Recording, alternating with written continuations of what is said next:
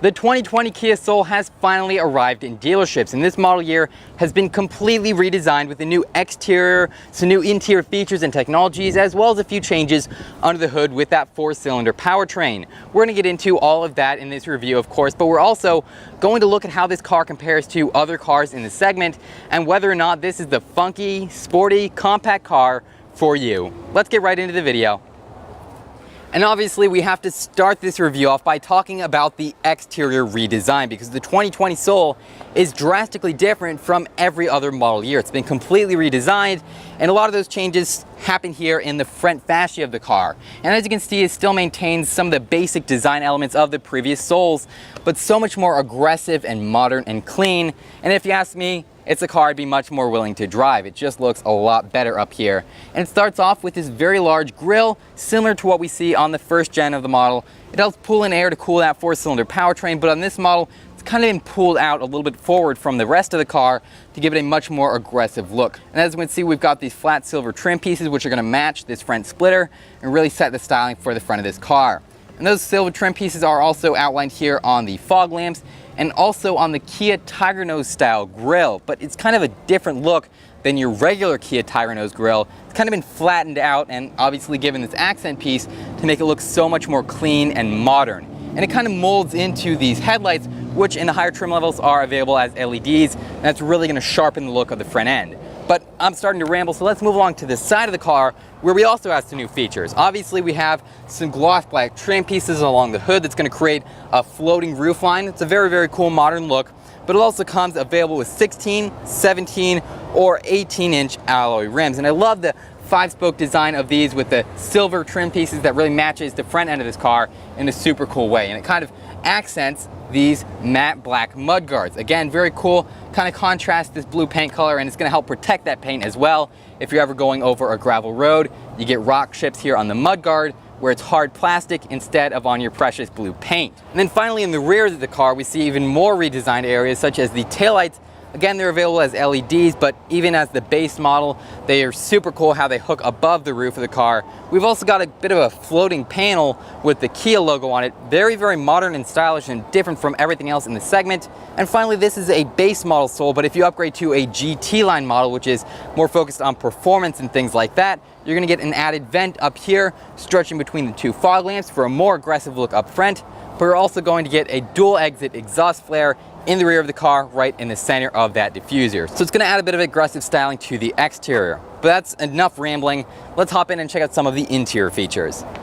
The interior of the 2020 Soul has been redesigned as well, and just like the exterior, it's as funky and characteristic as it has ever been. And I really love the interior styling they put into this car. It really puts itself in the same segment as cars like the Mini Cooper as far as personality goes, and features as well. It actually has quite a few features that you maybe wouldn't expect from a car of this price range. And it starts off with the cloth interior. Obviously, we're not going to be getting the highest quality leather. This is a compact car at the end of the day, not a luxury car, but it's fairly comfortable, and you do get an optional 3-spoke leather-wrapped steering wheel and leather-wrapped gear selector. Obviously, these are two things you're going to be touching most often in this interior, so that's where they put the really nice materials, and that's a really cool touch that Kia added to this car. And all around the interior, you also get some nice matte black plastics, as well as this kind of matte chrome silver type trim around the speakers and on the door panel. And this really adds a little bit of contrast to all the black in the interior. And speaking of this silver trim, it actually comes available with mood lighting on these speakers that will actually change color in tune with the music. So that's a very, very cool feature to add. It comes standard with 6-way manually adjustable cloth seats. These are fairly comfortable, spacious enough for any passenger. I am very comfortable in them. They offer a fair amount of lumbar support and pretty aggressive side bolsters, but obviously you can upgrade them to 10-way power adjustable seats, which is really going to change the way that the interior of this car feels. On the dashboard, as standard, you get a 7-inch color infotainment touchscreen, but again, you can upgrade that to a 10.25-inch screen if you wanted to take up this entire center console area. And of course, it's going to come with nice features like Apple CarPlay and Android Auto that allows you to connect your phone and use its apps in your car. So that's a very cool 21st century feature that they really need to be adding to all new cars. So it's great that the 2020 Soul has it. Other cool technologies include the available smart cruise control that will actually apply the brake or the gas to maintain a certain distance between you and the car in front of you. Also available front collision warning and lane keep assist. So they're really focusing down on the technologies and the safety features in the interior of the Soul, and I think it's really cool that they're doing that. Along the center console area of the car, you can see it comes with 2 cup holders, a fairly spacious center console box, as well as a USB port to charge your phone, plus 2 12-volt power outlets on either side if you need extra power. It's all fairly ergonomic. It's not the most comfortable or the best looking car I've been in, but for this price range, I think it fits in perfectly well. And surprisingly enough, the 2020 Soul is not powered by a hamster wheel. It actually has a 2-liter naturally aspirated 4-cylinder engine, which is going to produce 147 horsepower and 132 pound-feet of torque. Now remember, horsepower is how powerful the hamster's legs are.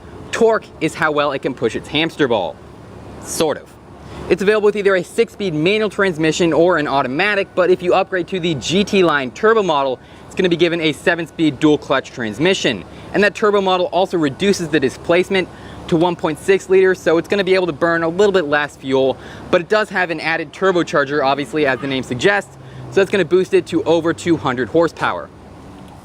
But now that we've discussed the exterior, the interior, and the powertrain of the 2020 Soul, I say it's time we take this car on a quick test drive.